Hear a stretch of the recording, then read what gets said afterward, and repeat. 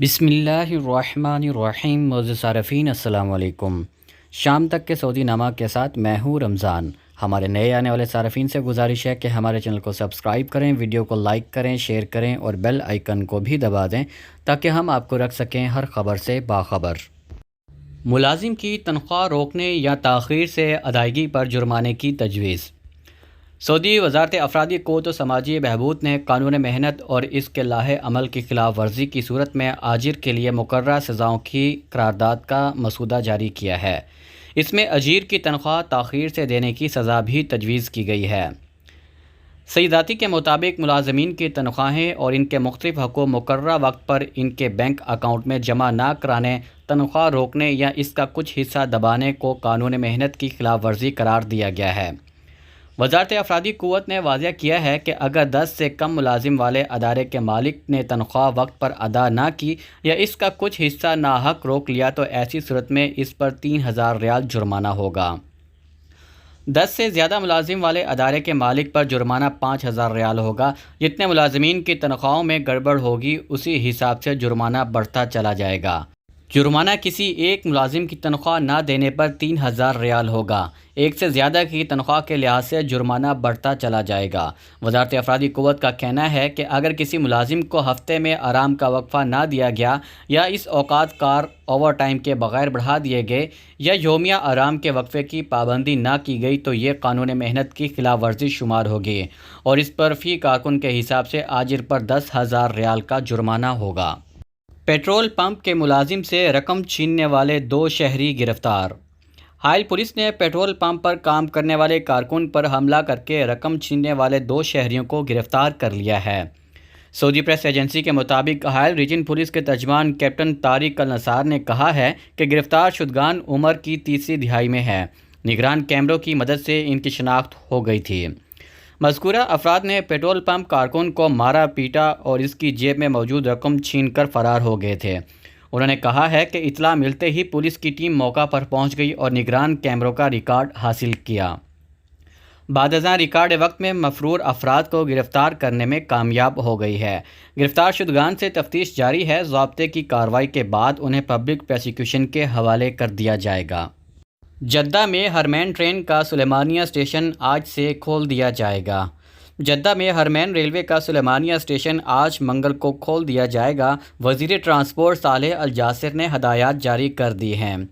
سعودی press agency کے مطابق وزیر ٹرانسپورٹ صالح الجاسر نے اپنے ٹویٹر اکاؤنٹ پر کہا ہے کہ مجھے انتہائی خوشی ہے کہ سلیمانیہ اسٹیشن مکمل طور پر تیار ہو گیا ہے۔ اسٹیشن میں ہرمین ریلوے کا سفر آج منگل سے شروع ہوگا جہاں مسافروں کو طرح کی سہولتیں فراہم کی جائیں گی۔ دوسری طرف سعودی عرب ہسپانوی ریلوے کمپنی منصوبے نے بھی اپنے طور پر سلیمانیہ اسٹیشن کھولنے کا اعلان کیا ہے۔ کمپنی نے کہا ہے کہ سلیمانیہ اسٹیشن کے ذریعے سفر کے خواہشمند ویب سائٹ یا اپلیکیشن یا پھر ٹول فری نمبر کے ذریعے بکنگ کرا سکتے ہیں۔ ٹیونس کو ویکسین کی 10 لاکھ خوراکیں مہیا کرنے کی ہدایت۔ خادم حرمین شریفین شاہ سلمان بن عبدالعزیز نے ٹیونس کو کرونا ویکسین کی 10 لاکھ خوراکیں مہیا کرنے کی ہدایات جاری کی ہیں۔ سعودی پریس ایجنسی کے مطابق ٹیونس کے صدر قیس سعید نے ملک کو درپیش ابتر معاشی حالات کے پیش شاہ سلمان بن عبدالعزیز سے فوری طبی امداد مہیا کرنے کی اپیل کی تھی۔ شاہ سلمان نے ٹیونس کو کرونا وائرس کی ویکسین کے علاوہ ادویات اور طبی سامان بھی مہیا کرنے کا حکم نامہ جاری کیا ہے تاکہ یہ غریب عرب ملک اس مہلک وبا کے اثرات سے نمٹ سکے۔ واضح رہے کہ ٹیونس میں حالیہ دنوں میں کرونا وائرس کی یومیہ کیسز اور اس سے ہلاکتوں کی تعداد میں نمایاں اضافہ ہوا ہے اور حکومت اپنے موجودہ وسائل کے ساتھ اس وبا سے نمٹنے سے قاصر ہے۔ رواں سال حج کے لیے پہلا اسمارٹ کارڈ جاری۔ سعودی وزارت حج نے اس سال تمام عازمین کے لیے اسمارٹ حج کارڈ جاری کیے ہیں۔ گورنر مکہ مکرمہ شہزادہ خالد الفیصل جو مرکزی حج کمیٹی کے سربراہ بھی ہیں، ان کی موجودگی میں پہلا حج اسمارٹ کارڈ جاری کیا گیا ہے۔ گورنر مکہ مکرمہ نے پیر کو حج مقامات کا دورہ کیا اور عازمین حج کو فراہم کی جانے والی سہولتوں کا معائنہ بھی کیا۔ وزارت حج و عمرہ کے ترجمان ہشام السعید نے بتایا ہے کہ اس سال تمام عازمین کو اسمارٹ حج کارڈ جاری کیے جائیں گے۔ الاخباریہ چینل سے گفتگو میں انہوں نے کہا ہے کہ اسمارٹ کارڈ میں تمام نجی معلومات اور صحت قوائف درج ہوں گے۔ اسمارٹ کارڈ کثیر المقاصد ہوگا، اس کی بدولت حج کرنے والے بہت سے ممکنہ مسائل سے بچ سکیں گے اور کارڈ کی بدولت مسائل جلد حل کیے جا سکیں گے۔ علاوہ ازیں نائب وزیر حج ڈاکٹر عبدالفتاح مشاط نے کہا ہے کہ اس سال عازمین حج کے لیے آگہی پروگرام مختلف ہوگا۔ ہر حاجی کو سفر کے ایک ایک مرحلے کی رہنمائی کے لیے باتصویر SMS بھیجے جائیں گے اور ای ایپلیکیشنز کے ذریعے براہ راست حاجیوں سے رابطے رکھے جائیں گے۔ سعودی چینل سے گفتگو کرتے ہوئے انہوں نے کہا ہے کہ اسمارٹ کارڈ کی بدولت ہر حاجی متعلقہ ادارے کے بارے میں ضروری معلومات بھی حاصل کر سکے گا اور مختلف اداروں سے کام نکلوانے کے لیے ضروری ہدایات بھی اسے دی جائیں گی۔ اسمارٹ کارڈ جدید آگہی پروگرام صحت، سیکیورٹی اور انتظامی امور کو سمجھانے میں معاون بنے گا۔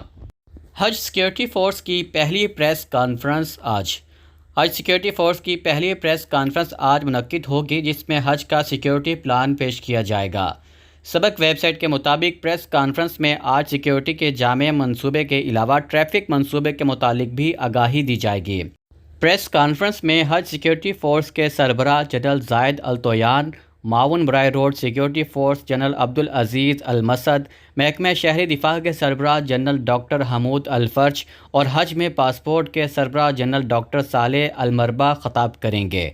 پریس کانفرنس کا آغاز 3:35 پر ہوگا اور یہ مقامی ٹی وی چینل پر براہ راست دکھائی جائے گی۔ مطاف میں سماجی فاصلے کے سٹیکرز کی ازسر نو ترتیب۔ مسجد الحرام میں صحن طواف، زمینی منزل اور پہلی منزل میں سماجی فاصلہ برقرار رکھنے کے لیے خصوصی سٹیکروں کو نئی ترتیب سے لگا دیا گیا ہے۔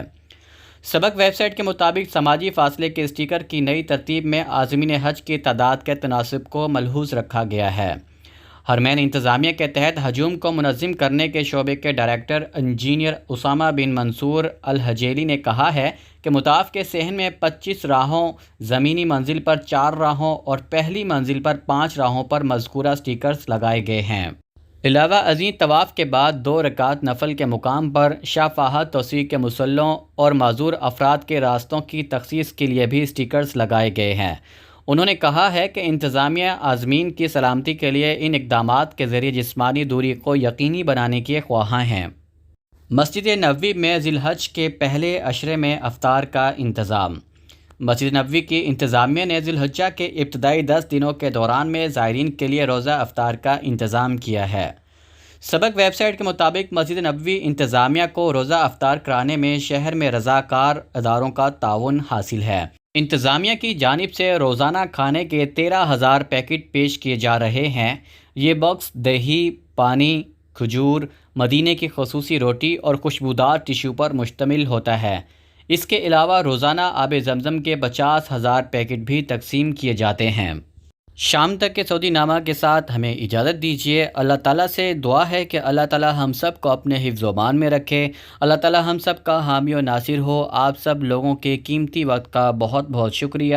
السلام علیکم ورحمۃ اللہ وبرکاتہ۔